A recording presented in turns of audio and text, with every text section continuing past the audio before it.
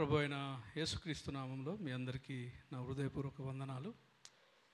మొదట ఈ అవకాశం కల్పించిన దేవదేవునికి నేను వందనాలు చెల్లిస్తున్నాను. అదేవిధంగా మా అన్న జార్జ్ అన్నకు కూడా ప్రత్యేకమైన వందనాలు. సో ఎక్కువ సమయం మనం వృధా చేయకుండా దేవుని వాక్యంలోకి వెళ్దాం. సో లాస్ట్ టైం నేను ఎక్కడ విడిచిపెట్టినో ఎవరికైనా గుర్తుంటే సంతోషం. నేను 1.5 months బ్యాక్ వచ్చిన అనుకుంటా కదా ఆల్మోస్ట్. కాబట్టి నేను ఎక్కడ వదిలిపెట్టానో చెప్తే ఆ నుంచి మొదలు పెడదామని నేను అనుకుంటున్నా.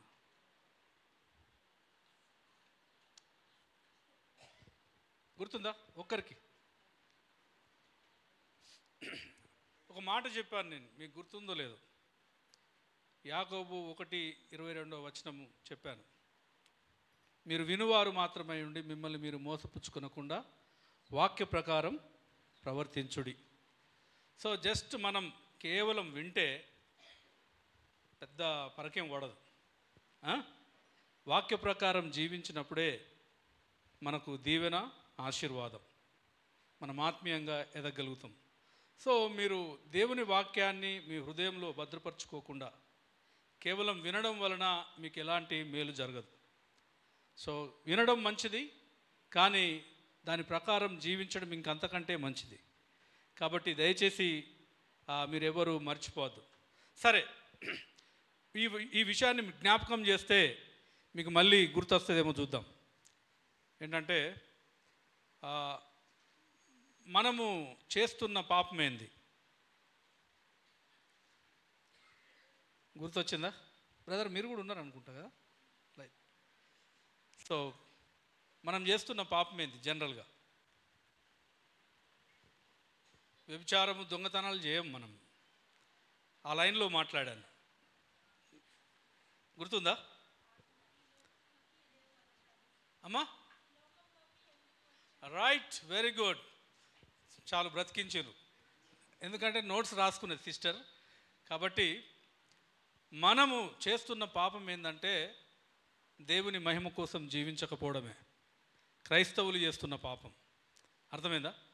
సో మనం ఈ లోకంలోకి ఎలా వచ్చామో చెప్పాను.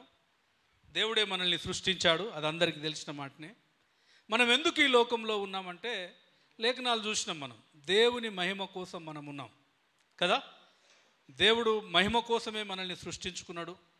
దేవుని మహిమ కోసమే మనం బ్రతకాలి. ఇంకా వేరే మనకు చాయిస్ లేదు.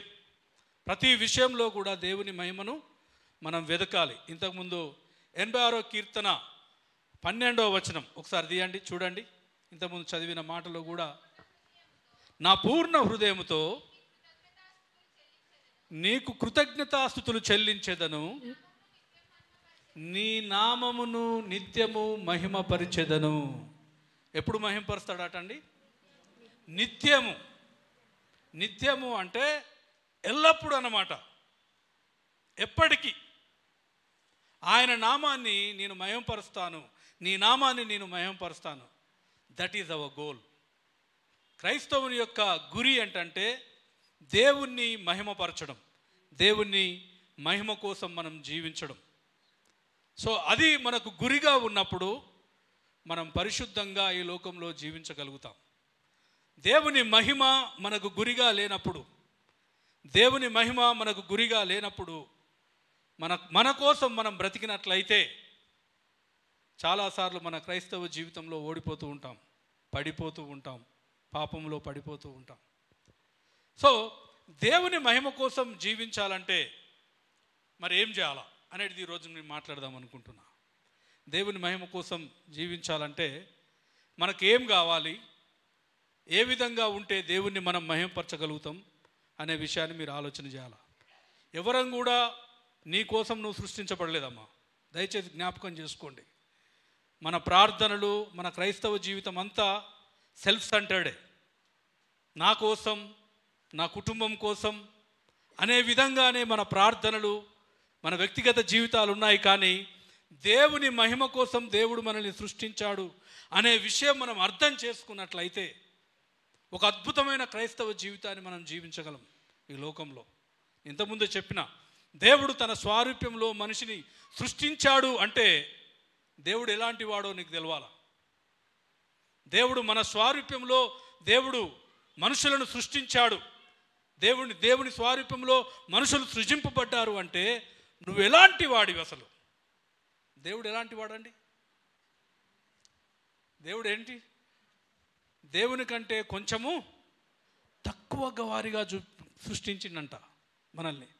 దేవుని కంటే కొంచెము తక్కువ వారిగా అంటే మీరెవ్వరు కూడా ఇక్కడ మామూలు వ్యక్తులు కాదండి. సర్వశక్తిమంతుడైన దేవుడు మిమ్మల్ని, నిన్ను, నన్ను, మనందరినీ ఆయన కంటే కొంచెము తక్కువ వారిగా సృష్టించాడంట. మనిషి యొక్క జ్ఞానం చూస్తుంటే మనం ఆశ్చర్యపోతున్నాం. ఎలాంటి గొప్ప జ్ఞానం అంటే అసలు మన ఆలోచనకు కూడా లేని ఆలోచనలు మనిషికి దేవుడు ఇస్తున్నాడు, జ్ఞానం ఇచ్చాడు. అంత గొప్పగా దేవుడు మానవుని సృష్టించాడు. కానీ మానవుడు ఈ దినం దేవుణ్ణి మహిమపరచలేకుండా, ముఖ్యంగా క్రైస్తవులు తమ కోసం జీవిస్తూ దేవుని యొక్క గొప్పతనాన్ని, ఆయన మహోన్నతమైన ఆయన వ్యక్తిత్వాన్ని మనం వెలుగుపరచకుండా, బయలుపరచకుండా ఈ లోకంలో బ్రతుకుతున్నామండి. చాలా లో క్రైస్తవ జీవితాన్ని, చాలా చిన్నగా అంటే తక్కువైన క్రైస్తవ జీవితాన్ని జీవిస్తున్నాం. మనము మరి దేవుణ్ణి ఏ విధంగా మహిమపరచాలి? దేవుణ్ణి ఏ విధంగా మనం తెలుసుకోవాలి? దేవుణ్ణి మనం తెలుసుకున్నప్పుడే దేవుని మహిమ కోసం మనం జీవించగలుగుతాం. మనం చేస్తున్న పాపం ఏంటి ఇప్పుడు? చెప్పండి, గట్టిగా చెప్పాలా, మీరు మాట్లాడాలా. దేవుని మహిమ కోసం జీవించకపోవడమే పాపం. అర్థమైందా? దేవుడు నిన్ను సృష్టించుకున్నది ఆయన కోసము, ఆయన మహిమ కోసం జీవించకపోవడమే మనం చేస్తున్న పాపం. అది ఎంతమంది చేస్తున్నాం అంటే ప్రతిరోజు చేస్తున్నాం. మనం ఎవరైనా చూస్తాం తెలుసా? దొంగతనాలు చేసేటోళ్ళను, ఈవెన్ క్రైస్తవుల్లోనే అబద్ధాలు ఆడితే, వ్యభిచారం చేస్తే, ఏ ఘోరమైన వ్యక్తి రాబాయి, ఏం మనిషి రాబాయి, ఏంటి ఈ అమ్మాయి ఇలా ఉంది, ఇలాంటి జీవితాన్ని అని వాళ్ళ మీద ఫోకస్ చేసి మనం మాట్లాడతాం. కానీ నువ్వు దేవుని మహిమ కోసం జీవించినట్లయితే వాళ్ళకంటే నువ్వు తక్కువేమీ కాదు. కాబట్టి నేను ఎందుకు ఈ లోకంలో ఉన్నాను అనే విషయం మనకు అర్థం కావాలి. సో నువ్వు దేవుని మహిమ కోసం జీవించాలంటే మొదట దేవుడు ఎవరో నీకు అర్థం కావాలా, దేవుని చిత్తం ఏందో నీకు తెలవాలా. అదంతా కూడా ఏ విధంగా తెలుసుకుంటామంటే దేవుని వాక్యము ద్వారానే, దేవుని వాక్యము ద్వారానే. ఈరోజు మీ ముందు కొన్ని ప్రాముఖ్యమైన లేఖన భాగాల నుంచి, అక్కడి నుంచి మనం ఈ వాక్యాన్ని ధ్యానిద్దాం. దేవుని మహిమ కోసం ఇంకెక్కువగా ఏ విధంగా జీవించాలో మనం నేర్చుకుందాం. రైట్.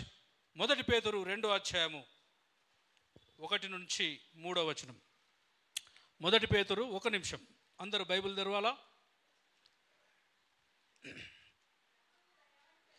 ప్రభువు దయాళుడని మీరు రుచి చూచి ఉన్న ఎడల సమస్తమైన దుష్టత్వమును, సమస్తమైన కపటమును, వేషాధారణను, అసూయను, సమస్త దూషణ మాటలను మాని క్రొత్తగా జన్మించిన శిశువులను పోలిన వారై నిర్మలమైన వాక్యమును పాలవలన రక్షణ విషయంలో ఎదుగు నిమిత్తము ఆ పాలను ఆపేక్షించండి. మన రక్షణలో మనం ఎదగాలి, క్రీస్తు స్వారూప్యంలో మనం మార్చబడాలి, క్రీస్తు మహిమ కోసం మనం జీవించాలి అని అనుకుంటే మొట్టమొదట ఈ లేఖన భాగం మన జీవితాల్లో నెరవేర్చబడాలి. ఆమేన్. దాని గురించి మనం కొంత ధ్యానం చేద్దాం. రక్షింపబడే వారి జీవితంలో ఇది జనవరి 5కు నేను ఒక సంఘంలో మాట్లాడిన ఈ లేఖన భాగాన్ని. ఇంకా ఎక్కడికి వెళ్ళినా ఈ సంవత్సరంలో సార్వత్రిక సంఘానికి, మన స్థానిక సంఘాలకు ఈ సత్యాన్ని బోధించాలని దేవుడు నాకు భారం పెట్టాడు. ఖచ్చితంగా మీరు మీ జీవితాలను ఈరోజు దేవుని వాక్యానికి, దేవుని మహిమ కోసం జీవించాలనే ఆశతో ఇక్కడి నుంచి వెళ్తారని రూఢిగా నేను నమ్ముతున్నాను. దేవుడు మనందరితో మాట్లాడబోతున్నాడు. ఆమేన్. చూద్దాం. సరే, ఈ వాక్యంలో నేను ఒక ప్రశ్న ఇస్తాను మొదట. ఏంటంటే రక్షింపబడిన వారి విషయంలో రెండు ప్రాముఖ్యమైన విషయాలు జరగాల. అదేంటో చెప్పాలా. నువ్వు రక్షణ పొందితే అంటే ఇక్కడ లేఖన భాగంలో చూసినావు కదా, ప్రభు దయాళుడని మీరు రుచి చూచి ఉన్న ఎడల అంటే అనుభవపూర్వకంగా యేసుక్రీస్తును నువ్వు తెలుసుకున్నట్లయితే, నువ్వు రక్షింపబడినట్లయితే, ఆయన దయను కనికరాన్ని పొందాను అనే తృప్తిలో ఆనందంలో నువ్వు ఉన్నట్లయితే, నువ్వు నిజంగా రక్షింపబడినట్లయితే రెండు విషయాలు నీ జీవితంలో జరగాల. ఏంటవి? మీరు మాట్లాడాలి, నేను మాట్లాడదాకా ఇడిచిపెట్టా. రెండు విషయాలు ప్రాముఖ్యంగా రక్షణ పొందిన వారి విషయంలో జరుగుతాయి, జరగాల్సింది. బార్న్ అగైన్ ఎక్స్పీరియన్స్ జరిగినప్పుడు రెండు విషయాలు జరుగుతాయి. అదే ఆ ఎక్స్పీరియన్స్లో రెండు విషయాలు జరగాల నీ జీవితంలో. ఏంటమ్మా చెప్పండి బ్రదర్స్? రెండు విషయాలు జరగాల.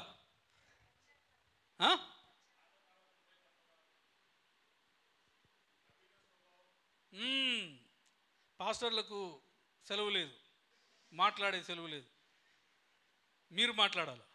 చెప్పండి అమ్మా. రెండు విషయాలు జరుగుతాయి. ఏంటంటే, ఒకటి పాపమును ద్వేషించాలి, రెండవది ప్రభువుని ప్రేమించాలి. అర్థమైందా? ఏంటది? ఎందుకంటే పాపము నుంచి మనల్ని దేవుడు విడుదల చేశాడు.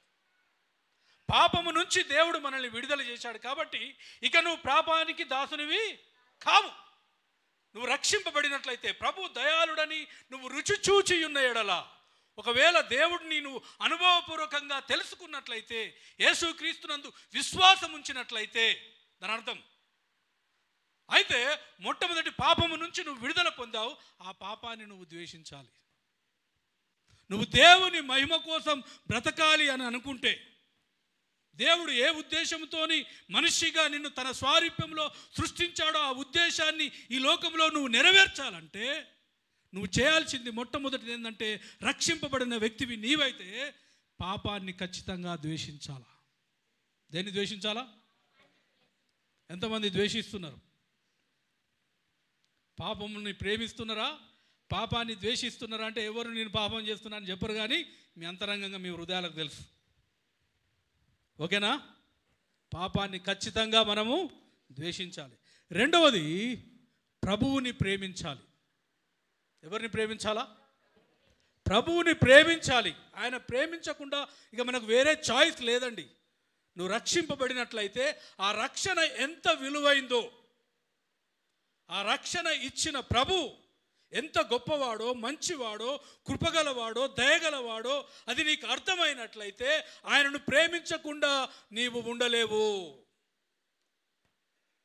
బైబిల్ మొదటి నుంచి కూడా ద్వితీయోపదేశ కాండం 6వ అధ్యాయం నుంచి మొదలు పెట్టుకొని బైబిల్ అంతట్లో కూడా ఆయన ఆజ్ఞాపిస్తున్నది ఏంటంటే, నీ పూర్ణ హృదయంతో, నీ పూర్ణ బలముతో, నీ పూర్ణ శక్తితో, మనసుతో నీ దేవుడైన యెహోవాను ప్రేమించుము.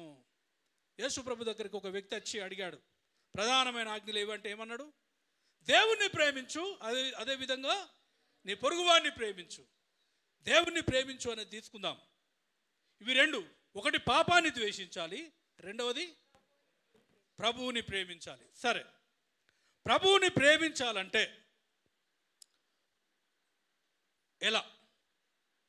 ఎలా ప్రేమించగలం? ప్రభువా నువ్వంటే నాకు ఇష్టం అని పాట పాడుతున్నా చెప్పండి. ఇప్పుడు సురేష్ అని ఉన్నాడు. సురేష్ అన్నని నేను ప్రేమించాలంటే సురేష్ అన్న యొక్క వ్యక్తిత్వం నాకు తెలవాలి. ఆయన ఏమై ఉన్నాడు, ఆయన ఎలాంటి వ్యక్తి అని తెలిసినప్పుడు నేను ఆయనను గాఢంగా, హృదయపూర్వకంగా, ఎలాంటి స్వార్థం లేకుండా సురేష్ అన్నను ప్రేమిస్తా కదా. మరి దేవుణ్ణి ప్రేమించాలంటే ఏం చేయాలి? ఆజ్ఞలు పాటించడం. తర్వాత పాటించవు నువ్వు, ఆజ్ఞలు పాటించడం ఉన్నది. ఆయనను ప్రేమించడం అంటేనే ఆజ్ఞలు పాటించడము. యోహాను సువార్త 14వ అధ్యాయము, 1 యోహాను 5వ అధ్యాయము 3వ వచనము, ఇదన్నీ దేవుణ్ణి ప్రేమించడం అంటే ఆజ్ఞలు పాటించడం. కానీ దేవుణ్ణి ప్రేమించాలంటే ఆయన ఎవరో నీకు అర్థం కావాలి. ఫస్ట్ ఆయన ప్రేమ ఎలాంటిదో నీకు అర్థం కావాలి. ఆయన ఎలాంటి వాడు, ఆయన వ్యక్తిత్వం ఏంది, దేవుడు ఏమై ఉన్నాడు అనే విషయం నీకు అర్థమైనప్పుడే నువ్వు దేవుణ్ణి ప్రేమించగలవు. ఇవన్నీ మనం చేసేది ఉట్టి ఇమోషనల్. పూర్ణ హృదయంతోనంట దేవుడు ఆజ్ఞాపించేది ఎట్లా? పూర్ణ మనస్సుతో, పూర్ణ శక్తితో దేవుణ్ణి ప్రేమించాలంట. అంటే ఆయనను తెలియకుండా ప్రేమించగలుగుతాం ఆ విధంగా? మరి ఎలా తెలుసుకుంటాం దేవుణ్ణి? ఎలా తెలుసుకుంటాం దేవుణ్ణి? ఎలా తెలుసుకుంటాం? కళ్ళు మూసుకొని ధ్యానం చేసి దేవా కనిపించు అంటే టక్ మన ఇట్లా కనిపించగానే అబ్బా ఎంత అద్భుతంగా ఉన్నావు, నువ్వంటే నాకు చాలా ఇష్టం అంటామా? ఎలా? దేవుని వాక్యము ధ్యానించడం ద్వారా. అదే విషయాన్ని ఇక్కడ పేతురు భక్తుడు సంఘానికి రాస్తున్నాడు. ప్రభు దయాళుడని మీరు రుచి చూచి యున్న ఎడల సమస్త దుష్టత్వమును, వేషాధారణను, అసూయను, సమస్త దూషణ మాటలను మ్రానివేసి కొత్తగా జన్మించినవారు. అంటే మొదట నువ్వు దేవుణ్ణి తెలుసుకున్నట్లయితే పాపమును ద్వేషించాలి అని చెప్తున్నాడు. వేషాధారణ, దూషణ మాటలు, అసూయ ఇలాంటివన్నీ కూడా నువ్వు ద్వేషించాలి. పాపాన్ని ద్వేషించాలి. ద్వేషించిన తర్వాత నువ్వు నన్ను ప్రేమించాలంటే నువ్వేం చేయాలంటే క్రొత్తగా జన్మించిన శిశువులను పోలిన వారమై వాక్యమును పాలవలన రక్షణ విషయంలో ఎదుగు నిమిత్తము ఆ పాలను అపేక్షించండి. ఏ పాలనండి? రక్షణ. వాక్యం అనే పాలను ఆపేక్షించాలి. నువ్వు దేవుణ్ణి తెలుసుకోవాలంటే నీకున్న ఏకైక మార్గం ఏంటో తెలుసా?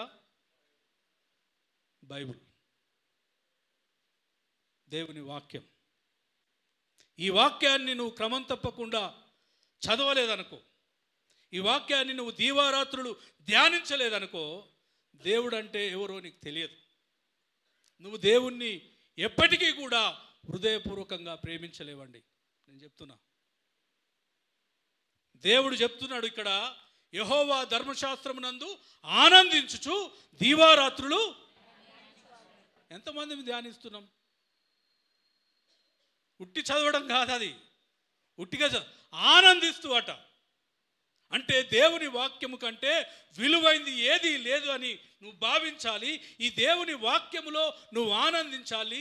దేవుణ్ణి తెలుసుకున్నటలో నువ్వు ఆనందించినప్పుడు దీన్ని దీవారాత్రులు ధ్యానిస్తారండి. అర్థమవుతుందా? ఎలా ధ్యానించాలంట? ఎట్లా? ఆనందించు. బైబిల్ చదివారా ఈరోజు?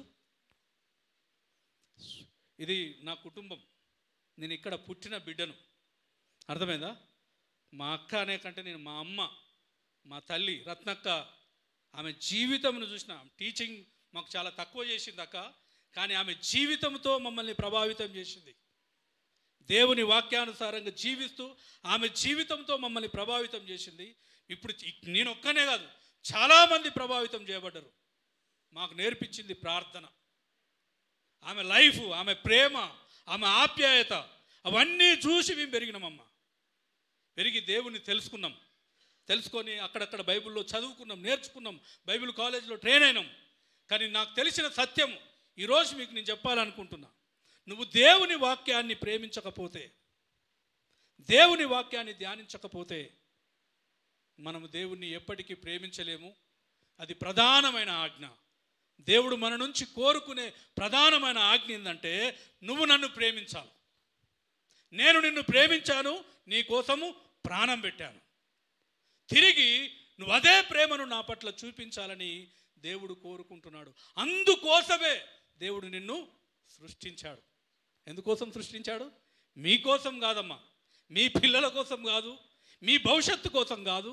దేవుడు సృష్టించుకున్నది తన కోసం, తనను ప్రేమించాలి, తనను ఆరాధించాలి, తనను మహిమపరచాలని దేవుడు మనలందరినీ సృష్టించుకున్నాడు. దేవుని ప్రేమిస్తామా? మరి ఎట్లా ప్రేమిస్తాం అంటే దేవుని వాక్యాన్ని ధ్యానించడం ద్వారా. ఎలా ఆశించాలో ఇక్కడ చెప్తున్నాడు పేతురు గారు. క్రొత్తగా జన్మించిన శిశువు అంట.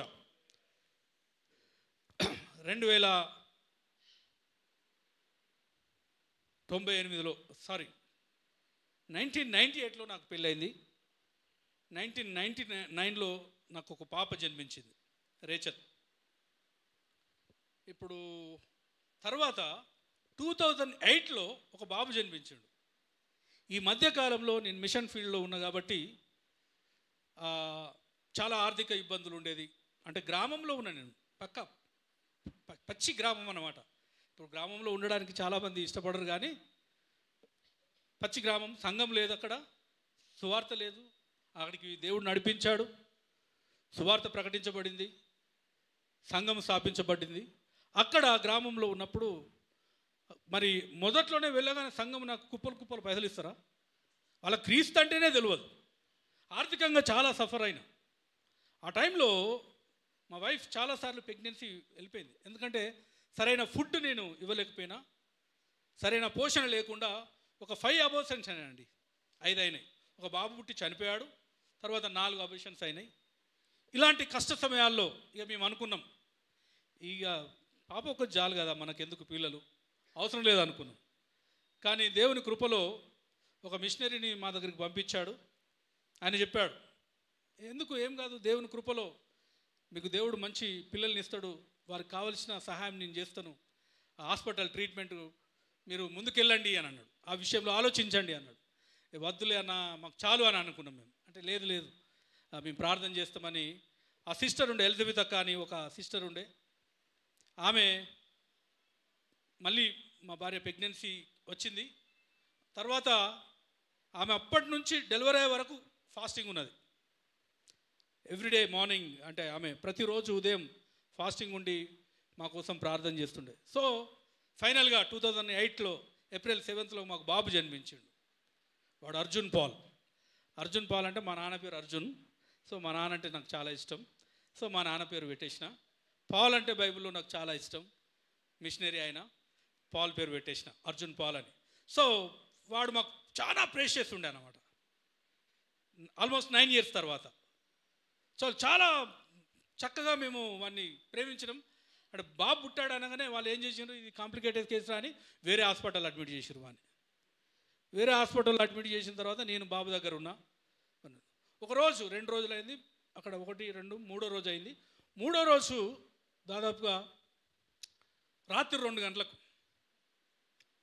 ఒక పాప ఏడుస్తున్నాడు. వాళ్ళు పెడతారు కదా, వేరే ఇంక్యుబేటర్ ఉంటాయి కదా, అందులో పెట్టేసినారు. బాబు యొక్క అరుపులు వినొస్తున్నాయి నాకు, ఏడ్చినట్టు గట్టిగా వా వా అని ఏడుస్తున్నాడు. ఎవరు, చాలామంది పిల్లలు ఉన్నారు. 2 గంటలకు సడన్గా లేచిన, పడుకున్నప్పటికీ పోయి చూసేవరకు ఈడే ఎట్లా అంటే ఇక పిచ్చిగా ఏడుస్తున్నాడు. ఇక ఏంటంటే ఇక ఆ ఏడుపు చూస్తే వీడు పానం పోతుందిరా అన్నట్టుగుండే. వెంటనే నర్స్ రూమ్కి వెళ్ళి దబదబా ఆమెను లేపేసరికి ఆమె పోయి పాల సీత పెట్టేసింది. పెట్టగానే ఇక తాగేసినాడు, గబగబ తాగేసినాడు. తాగనే ఇక నాకు అనిపించింది, అబ్బా వీడి పాలు ఇప్పుడు మాత్రం ఇవ్వకపోతే వీడు ఖచ్చితంగా చచ్చిటోడే అనుకున్నా. సో అప్పుడు ఈ లేఖన భావం నాకు చాలా మంచిగా అర్థమైంది. క్రొత్తగా జన్మించిన శిశువులను పోలిన వారై, క్రొత్తగా జన్మించిన శిశువుకు ఒక 2-3 రోజులు పాలు ఇవ్వకపోతే ఏమవుతుందండి? తల్లులు, చాలామంది తల్లులు ఉన్నారు ఇక్కడ, ఏమవుతుంది? ఏమి ఇవ్వద్దు, పాలు ఇవ్వకపోతే ఏం జరుగుతుంది చెప్పండి అమ్మ, ఏం జరుగుతుంది? చచ్చిపోతారు. పాలు ఇవ్వకపోతే చనిపోతారు. ఇక్కడ అపోస్తులుడైన పేతురు అదే మాటని ఇక్కడ చెప్తున్నాడు. క్రొత్తగా జన్మించిన శిశువులను పోలవారై వాక్యమును పాల వలన రక్షణలో విషయంలో ఎదుగు నిమిత్తము ఆ పాలను అపేక్షించుడి. ఎట్లా అపేక్షించాలన్నట? మనము క్రొత్తగా జన్మించిన శిశువుకు పాలు ఎంత అవసరమై ఉందో, క్రొత్తగా జన్మించిన క్రైస్తవునికి దేవుని వాక్యము అంతే అవసరం. అర్థమవుతుందా? నువ్వు దేవుణ్ణి తెలుసుకోవాలి, దేవుణ్ణి ప్రేమించాలి, దేవునిలో ఎదగాలి. రక్షణలో ఎదుగు నిమిత్తం అంట. నువ్వు రక్షణలో ఎదగడం అంటే క్రీస్తు స్వారూప్యంలో మార్చబడడం, క్రీస్తులో ఎదగడం. నువ్వు ఎదగాలి అంటే క్రొత్తగా జన్మించిన శిశువు ఏ విధంగా పాల కోసం తపిస్తాడో ఆ విధంగా దేవుని వాక్యము కోసం నువ్వు తపించాలంట. ఎన్ని సంవత్సరాలు అయిందండి మనం రక్షణ పొంది? ఎన్నిసార్లు మనం బైబిల్ని కంప్లీట్ చేసినాం? ఎంతమంది మీ ప్రతి దినము ఈ పాలను తాగుతున్నాం, వాక్యం అనే పాలను తాగుతున్నాం. నేను చెప్పాను ఒకటి, ఏమనుకోవద్దు, తర్వాత నన్ను తిట్టినా పర్లే, నో ప్రాబ్లం. ఒకవేళ నువ్వు బైబిల్ను క్రమంగా చదవకపోతే, దేవుని వాక్యాన్ని ఆశించినట్లయితే, తాగనట్లయితే, చదవనట్లయితే మనమందరం చచ్చిపోయినాం ఆల్రెడీ. రెవల్యూషన్లో ప్రకటనలో అంటాడు కదా, వీరు బ్రతుకున్నారనే మాట కానీ మృతులే. అర్థమవుతుందా? దేవుని వాక్యము లేకపోతే మన జీవితాల్లో మనం మృతమైన వారమే. మనకు పరిశుద్ధాత్మ అనుభవం రావాలి. దేవునికి స్తోత్రం. అర్థమవుతుందా? పరిశుద్ధాత్మలో మనం నడవాలి అంటే దేవుని వాక్యం చేత నడిపించబడమే. ఈ వాక్యం ఎవరిచ్చారండి? మనం చాలాసార్లు ఇక్కడ మనం పరిశుద్ధాత్మలో ఆనందిస్తున్నాం అంటున్నారు, కానీ దేవుని వాక్యంలో ఆనందం ఉందా? దేవుని వాక్యము చదువుటలో ఆనందిస్తున్నామా?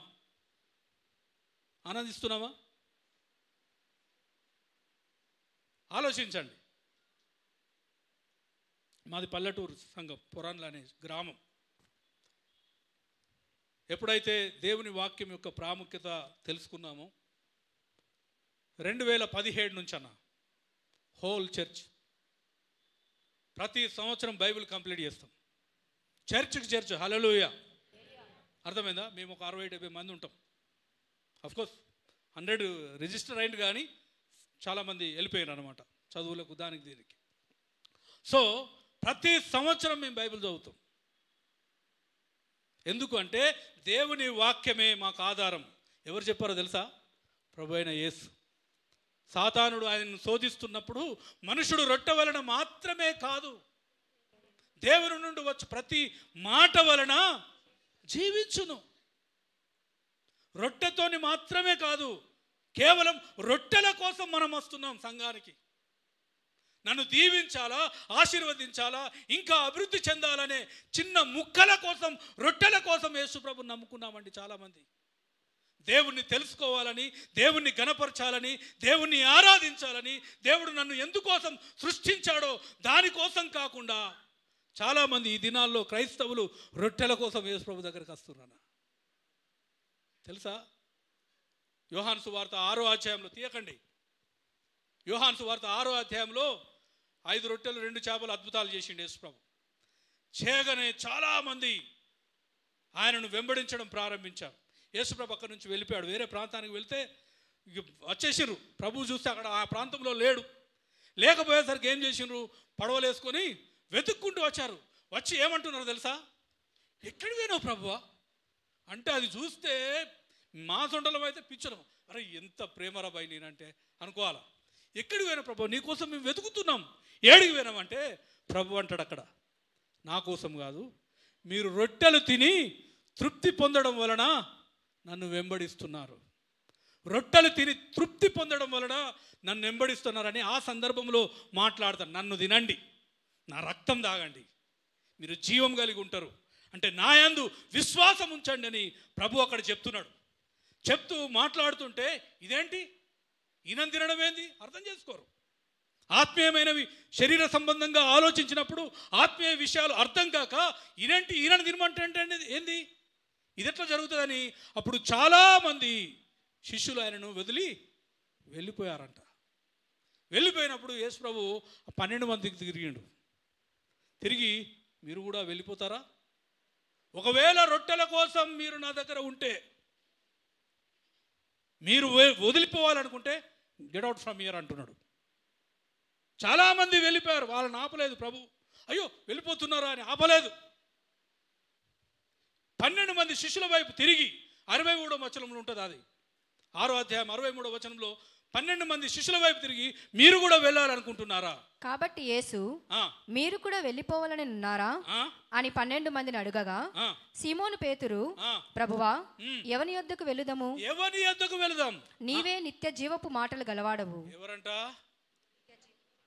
నిత్య జీవము గల మాటలు గలవాడవు నీవే. యు ఆర్ మై లైఫ్ అంటున్నాడు పేతురు. నా జీవము నీ మాటలు. నీ మాటల ద్వారానే మేము బ్రతుకుతాము, నిత్య జీవాన్ని ఇచ్చేది నీ వాక్యమే అని చెప్తున్నాడండి. నువ్వేమనుకుంటున్నావు? ఆ వెళ్ళిపోయిన శిష్యుల్లో ఇంకా చాలామంది, వెళ్ళిపోయిన క్రౌడ్లో చాలామంది క్రైస్తవులు ఉన్నారు ఈ దినాల్లో. రొట్టెల కోసం ప్రభువుని వెంబడించేవారు, ప్రభు మహిమ కోసం, ఆయన ఘనత కోసం. అర్థమైందా? ఆయనను తెలుసుకోవాలి, ఆయనను ప్రేమించాలని ఆశతో ప్రభుని మనం వెంబడించాల. ఈ మాటలు జీవము గల మాటలు, జీవాన్నిచ్చే మాటలు, నిత్య జీవము గల మాటలు నీ దగ్గర ఉన్నాయి. ఇంకెక్కడికి పోతాం? యు ఆర్ ద లైఫ్ అంటున్నాడు ఆయన. నీవే నిత్య జీవము. క్రీస్తే మన నిత్య జీవము. ఆ మాటలు మనకిచ్చాడండి బైబుల్.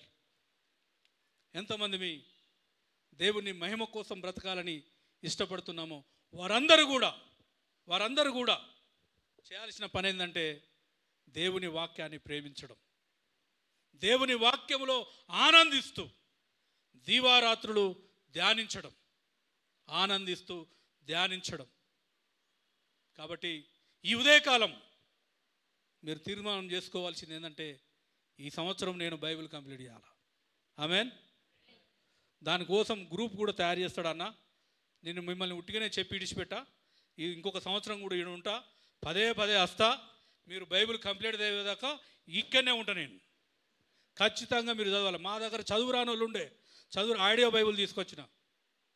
ఆడియో బైబిల్ తీసుకొచ్చి చదువచ్చిన స్త్రీలు ఉంటారు కదా, వాళ్ళకు వెళ్ళి వాళ్ళకు సేవ చేసే విధంగా, వినిపించే విధంగా చదివిపించిన బైబిల్.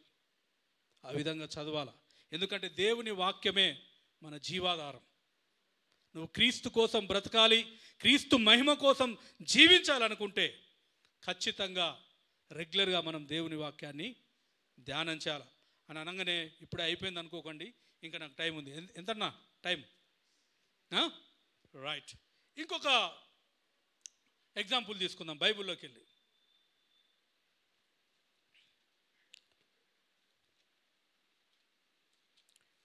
యెహోషువ గ్రంథము 1వ అధ్యాయం. ఇంతకంటే పవర్ఫుల్ ఎగ్జాంపుల్ నేను బైబిల్లో ఎక్కడ ఇవ్వలేను.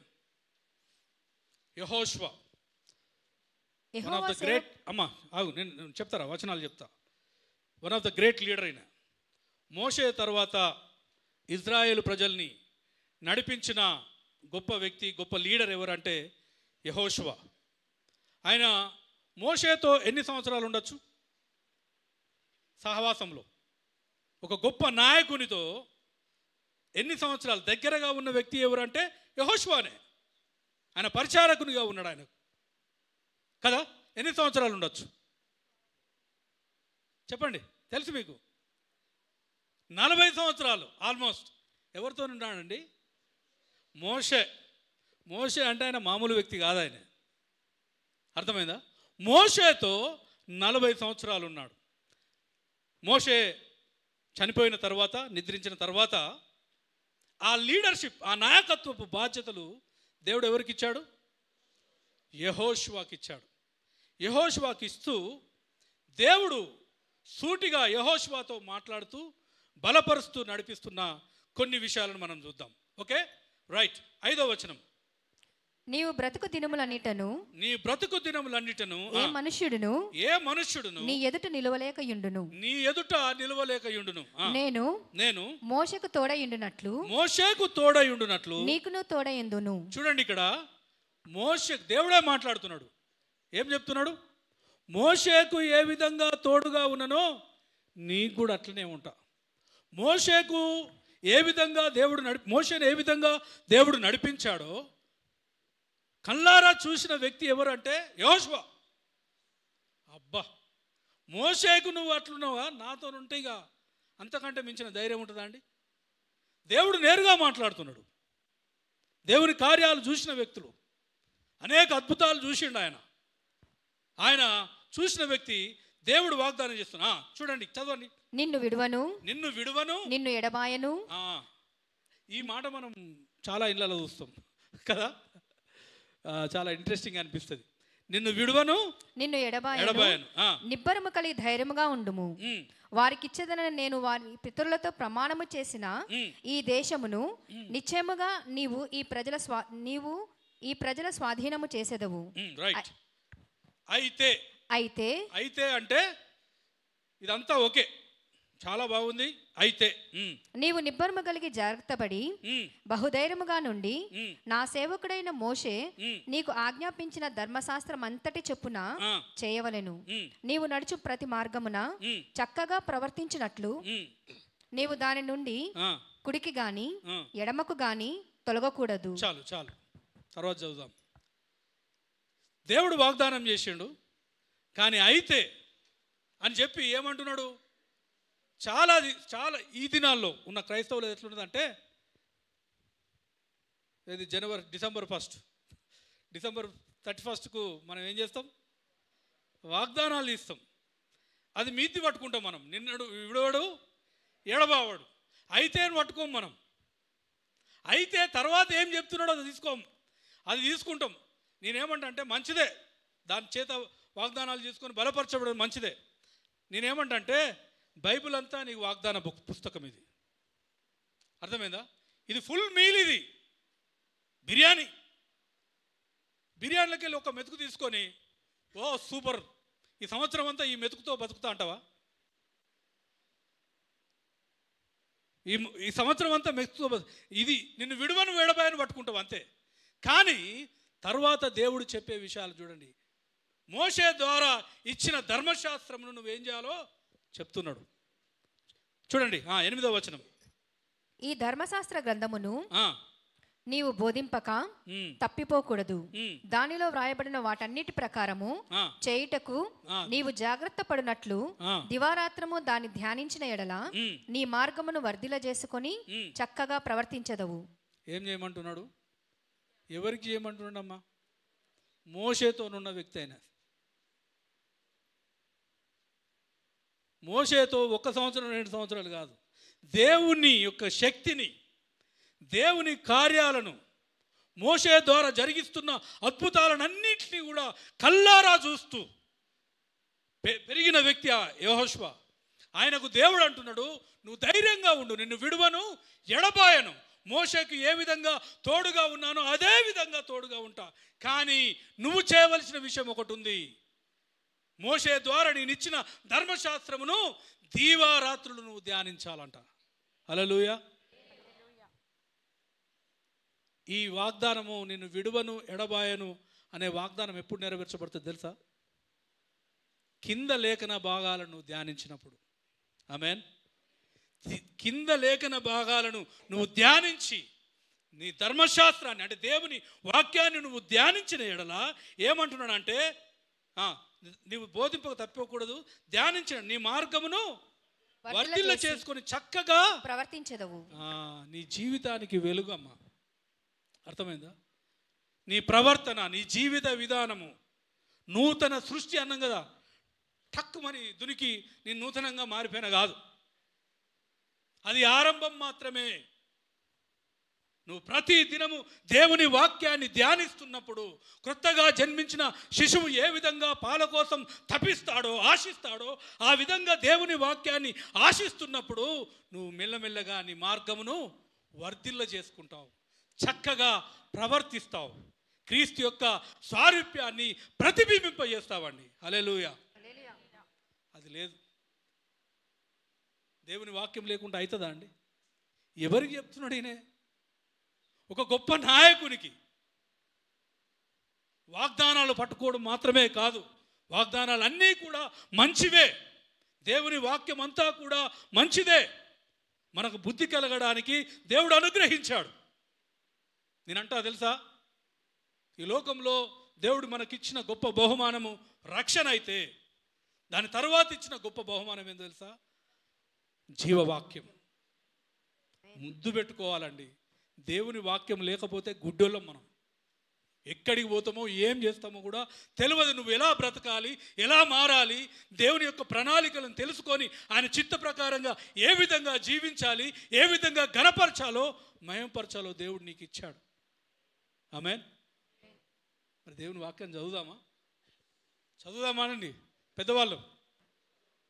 మేము సీనియర్స్, మేము నమ్ముకొని 50 సంవత్సరాలు అయింది, ఇప్పుడు బైబిల్ చదవమంటే ఎట్లా అంటే నడవదు. ఇది చాలా సీనియర్, 2000 సంవత్సరాల క్రితం నుంచి వచ్చింది. దీనికి ముందు మనం పసి కూన, అర్థమవుతుందా? చిన్న బిడ్డలం మనం. మోషేకు అవసరమైంది, దావీదుకు అవసరమైంది, మరి నీకు అవసరం లేదా? యెహోషువకు దేవుని వాక్యం అవసరం. చెప్పండి అన్న, అవసరమా కాదా? ఫుల్ బిజీ అన్నా, మేము సమయం లేదు బైబిల్ చదవడానికి. అంటే దేవుని కోసం నువ్వు బ్రతకాలని ఆశ లేదని అర్థం. దేవుణ్ణి ప్రేమించాలనే ఆశ నీలో లేదు, ప్రధానమైన ఆజ్ఞ పాటించాలనే ఆశ నీకు లేదని అర్థం. ఎంత టైం ఉంటుంది? ఫోన్ చూస్తామా? ఫోన్ లేని వాళ్ళు ఎవరైనా చేతులు ఎత్తుండ్రి? ఎవ్వరు ఎత్తలేరు కదా. ఎంత టైం ఫోన్కి ఇస్తారు మీరు? వాట్సాప్ గ్రూప్స్, చర్చ్ గ్రూప్ ఉంటుంది, బయట గ్రూపులు చాలా ఉంటాయి, ఇంకా చాలా గ్రూపులు ఉంటాయి. యూత్ అయితే కాలేజ్ గ్రూప్ ఉంటుంది కదా. ఎంత టైం ఇస్తాం మనం? చెప్పండి, ఎంత టైం ఇస్తాం? గంట ఇస్తామా? 2 hours అన్న వాడతామా? రోజుకట సర్వే ప్రకారము ఒక 2000 పైన ఫోన్ను టచ్ చేస్తామంట. 2000 సార్ల కంటే ఎక్కువ ఫోన్ను టచ్ చేస్తామంట ఎవ్రీ డే, మనకు తెలియకుండానే. ఇక అది మన జీవితంలో భాగం అయిపోయింది. అది లేకపోతే ఏదో లేదు, ప్రాణం పోయింది అన్నట్టు చూస్తూ ఉంటాం కదమ్మా. నరకానికి పోయే మార్గం తెలుసా మీకు? అది మిమ్మల్ని పాపంలో పడేస్తుంది. ఒక్క క్లిక్ చాలు, మీద వస్తున్నాయి, అన్నీ వస్తూనే ఉంటాయి. ఏమి రావని చూడకండి, ఏం తెలియనట్టుగా ముఖాలు కూడా పెట్టకండి మీరు దయచేసి. మీకు అన్నీ తెలుసు, మీరు ఫోన్ గురించి మాట్లాడమంటే నాకంటే ఎక్కువ మాట్లాడతారు. అర్థమైందా? మనకు సమయం లేదని చెప్పకండి. దేవుని వాక్యాన్ని ప్రేమించకపోతే నువ్వు దాన్ని ఫోన్నే ప్రేమిస్తున్నావు, అది నీకు విగ్రహం అయిపోయింది తెలుసా. విగ్రహారాధన చేస్తున్నాం మనం, ముఖ్యంగా క్రైస్తవులు. మేము విగ్రహాల జోలికి ఓము అంటాం కదా, ఫోన్ ఒక విగ్రహం అయిపోయింది మనకు. దేవుణ్ణి ప్రేమించాలంటే ఫోన్ను ప్రేమిస్తాం ఏందండి? బైబిల్ను చూడండి, దేవుని గొప్పతనాన్ని తెలుసుకోండి, దేవుని మంచితనాన్ని తెలుసుకోండి. అందుకోసమే నువ్వు రక్షింపబడ్డావు. నువ్వు రక్షణలో ఎదగాలి. క్రొత్తగా జన్మించిన శిశువు పాలు ఎట్లా తడుపాయిస్తాడో ఆ విధంగా ఆశించాలి బాబు. దేవుని వాక్యం కోసం, నువ్వు దేవుని మహిమ కోసం జీవించాలంటే చూడండి, యెహోషువ అంత గొప్ప లీడర్కి ఇవన్నీ వాగ్దానాలు చేసినప్పటికీ నిన్ను విడబాయను, నిబ్బరం కలిగి ధైర్యంగా ఉండు. మోషేకు తోడుగా ఉన్నట్టు నీకు కూడా తోడుగా ఉంటా. అయితే నువ్వు నా ధర్మశాస్త్రాన్ని దీవారాత్రులు ధ్యానించాలి. ధ్యానిస్తామా తమ్మి? అంత అనుభవం ఉన్న వ్యక్తికి దేవుని వాక్యం అవసరమా లేదా? మరి నీకు అవసరం లేదా? చదువు రాకపోతే నేనేమంటా తెలుసా, ఇతరులతో చదివిపించుకోవాలా. ఆకలి అవుతుంది, ఇంట్లో అన్నం లేదనుకో, ఏం చేస్తాం మనం? బియ్యం లేవు, ఏం చేస్తామమ్మా? పక్కన అడుక్కుంటాం మనం, వాళ్ళని అడుగుతాం. అంటే ఏం తీసుకుంటారు, బదులు అడుగుతాం. మా ఇంట్లో బియ్యం లేవు, బియ్యం ఇవ్వండి, లేకపోతే ఆకలి చచ్చిపోతా నేను అని అనుకుంటాం. దేవుని వాక్యం నాకు చదువురాదండి అంటే నడవది, అడగాల. అర్థమైందా? చదువచ్చిన వాళ్ళని అడిగి చెప్పాలా, అమ్మ నాకు ఒక చాప్టర్, ఒక అధ్యాయం చదివి వినిపి. చదువురాదు, చదువచ్చిన వాళ్ళు ఖచ్చితంగా చదవాల్సిందే, వేరే మార్గం లేదు నీకు. ఇక నువ్వు దేవుడు నిన్ను ఆయన మహిమ కోసం సృష్టించాడు అనే విషయం నీకు అర్థమైనట్లయితే, దేవుడు నువ్వు ప్రభు దయాళుడని నిజంగా నువ్వు మారు మనస్సు పొంది రక్షింపబడినట్లయితే ఖచ్చితంగా నువ్వు చేయాల్సింది ఏంటంటే దేవుని వాక్యాన్ని ప్రేమించడం. అర్థమవుతుందా? దేవుని వాక్యాన్ని దీవారాత్రులు ధ్యానించడం. దీవారాత్రులు ధ్యానించడం అంటే దీవారాత్రులు ఇక పని అన్ని బంద్ చేసి ఇట్లా పట్టుకొని తిరుగుడు కాదు, అది కాదు ధ్యానం చేయడం అంటే. అర్థమైందా? ధ్యానం చేయడం అంటే ఉదయం లేవగానే నువ్వు చదివిన విషయాలను నెమరు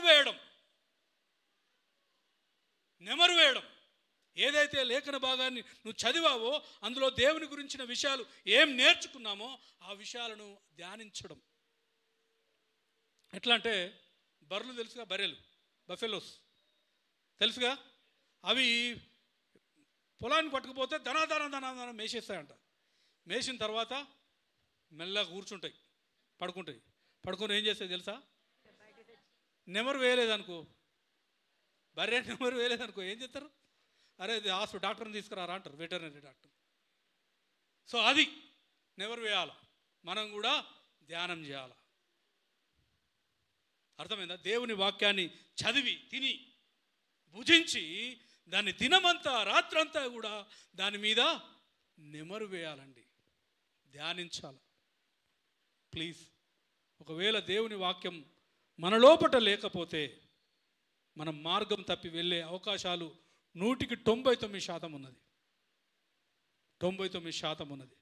దేవుని వాక్యాన్ని తప్పకుండా ఆశించాలి, కోరుకోవాలి. దేవుని వాక్యం వలన మనకు జరిగే మేళ్ళు ఒకటి వివరించి నేను ముగిస్తాను. దేవుని వాక్యం వలన జరిగే మేళ్ళు చెప్పి నేను ముగిస్తాను. 19వ కీర్తన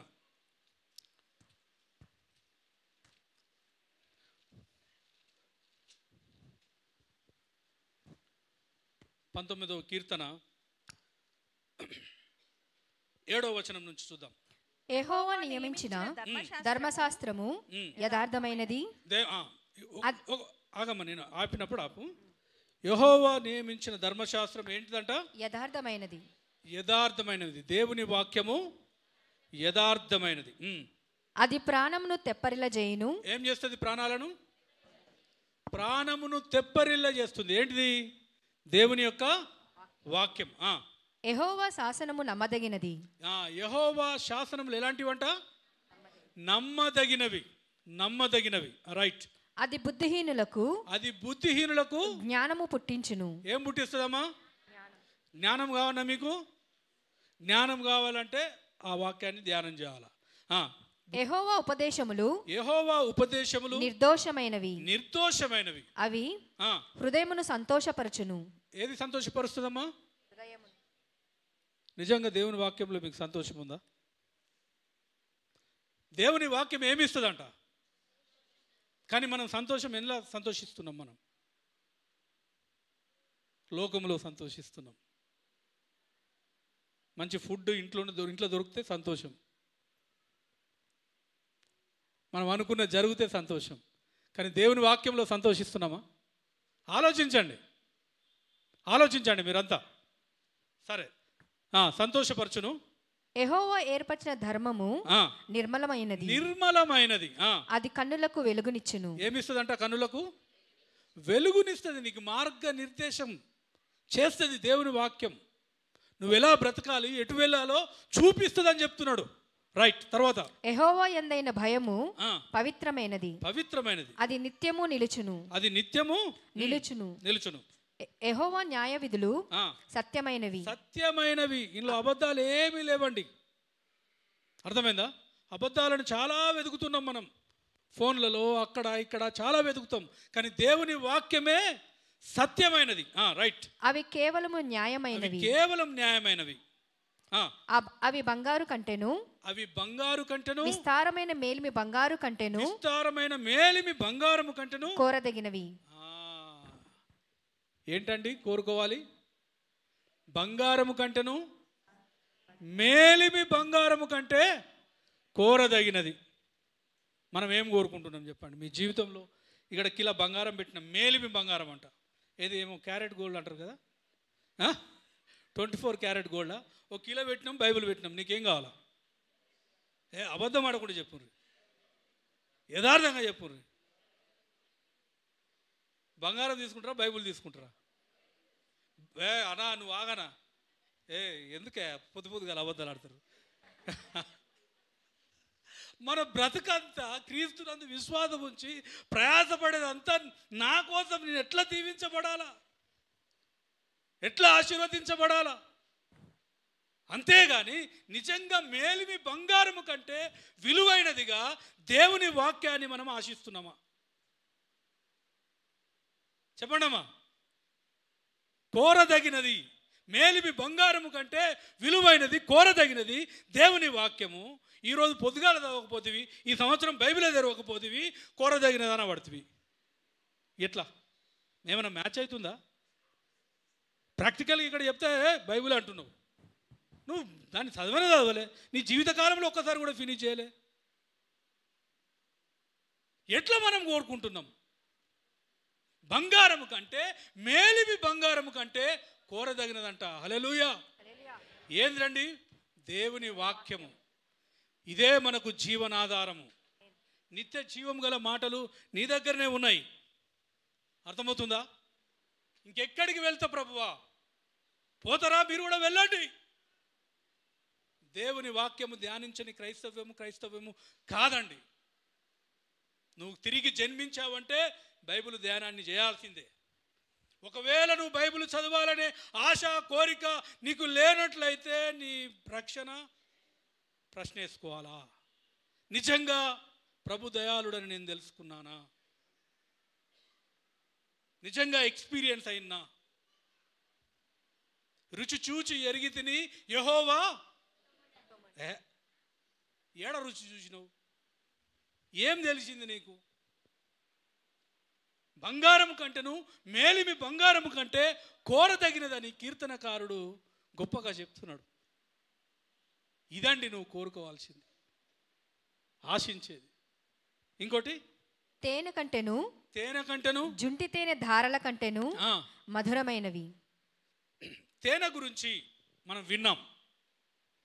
ఏది? జుంటు తేనె ధారల కంటే విన్నాం. ఏది? తేనె ఎంత అద్భుతంగా ఉంటుంది, ఎంత రుచికరంగా ఉందని పేపర్ మీద చదివితే దాని రుచి తెలుస్తుందా?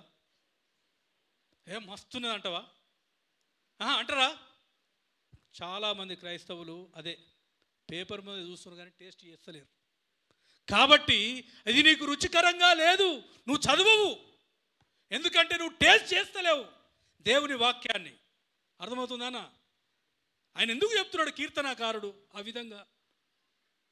బంగారం కంటేను మేలిమి బంగారం కంటే కోరదగినది, తేనె కంటేను జుంటు తేనె ధారల కంటే ఇది కోరదగినదంట. రుచికరది. నువ్వు టేస్ట్ చేసినావా? పేపర్ మీద చూస్తున్నాం, మనం ప్రసంగాలు వింటున్నాం, గిట్లా వింటున్నాం. దేవుడు మాట్లాడాడు. ఏం చేసిండు మాట్లాడితే? మీరు వినువారు మాత్రంగా ఉండి మిమ్మల్ని మీరు మోసపుచ్చుకోవద్దు.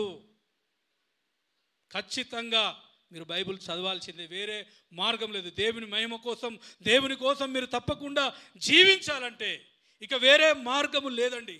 దేవుని వాక్యమే ఏకైక మార్గము. పరిశుద్ధాత్మ చేత నడిపించబడాలని అంటే పరిశుద్ధాత్మ దేవుడిచ్చిందే ఈ వాక్యం. దైవావేశం వలన కలిగిన పరిశుద్ధాత్మ దేవుని ద్వారా ముద్రించబడి మనకి ఇవ్వబడిన గొప్ప బహుమానం అండి దేవుని వాక్యం. చాలా సంవత్సరాల నుంచి మనం ఏం చేస్తాం? బైబిల్ని వాళ్ళు పుట్టినప్పుడు కొనుక్కుంటారు, అట్లే ఉంటుంది అది. బైబిల్ నాలాగా జినుగది, అంటే చింపుకొని రాలేదు, వాడితే జినిగింది. అర్థమైందా? ఆదివారం వచ్చినప్పుడు దులుపాలి, దులుపుకొని ఫ్రెష్గా మళ్ళీ అరే మంచిగున్నది. ఎన్ని బైబిల్ కొన్నారు జీవితంలో? ఎన్ని కొనుక్కున్నారు? అంటే చదవకుండా ఏదో స్టైల్గా కొత్తగా కనిపించగానే కొనుక్కోవచ్చు. చదివి ఫినిష్ చేసినరా? అరే అద్భుతంగా ఉంటుందండి దేవుని గురించి తెలుసుకుంటుంటే. ఈరోజు నేను చదివిన, అర్థమైందా? ఆదికాండం చదువుతున్నా నేను, 44 నుంచి 46 అధ్యాయాలు చదివిన. అందులో యోసేపుతో దేవుడు ఏ విధంగా తోడుగా ఉన్నాడు, ఆ మాటలు చదువుతుంటే దేవుని యొక్క గొప్పతనము, ఆయన సార్వభౌమత్వం, ఆయన ప్రణాళికలు అర్థమవుతుంటే నేను ఆ దేవుడిని చూడబోతున్నా, ఆ దేవునితో నేను ఉండబోతున్నా, ఆయన యందు నేను విశ్వాసం ఉంచిన అనే గొప్ప ఆనందం, ఆ నిరీక్షణ నాకు కలుగుతుంది. అర్థమవుతుందా? అలాగా ఆనందించాలి. దేవుని యొక్క గొప్పతనాన్ని, మంచితనాన్ని మనం తెలుసుకోవాలి. కాబట్టి ప్రియమైన సంగమ, సహోదరులారా, సహోదరులారా, మనమందరం కూడా దేవుని కోసం సృష్టించబడ్డాం, మన కోసం కాదు. నువ్వు దేవుని మహిమ కోసం జీవించాలంటే మొదట పాపాన్ని ద్వేషించాలి, రెండవది దేవుని వాక్యాన్ని ప్రేమించాలి, దేవుని వాక్యాన్ని ధ్యానించాలి, దేవుణ్ణి ప్రేమించాలి. దేవుణ్ణి ప్రేమించాలంటే దేవుని వాక్యాన్ని ధ్యానించాలి. ఇది మొదటి మెట్టు. తర్వాత మెట్లు రాబోయే వారాల్లో ఒక్కొక్కటిగా నేను రివీల్ చేస్తా. దేవుడి వాక్యము దీవించునుగాక. ఆమేన్. థ్యాంక్ యూ అన్న. దేవునికి మహిమ కలుగును. ఆమేన్. ఆమేన్.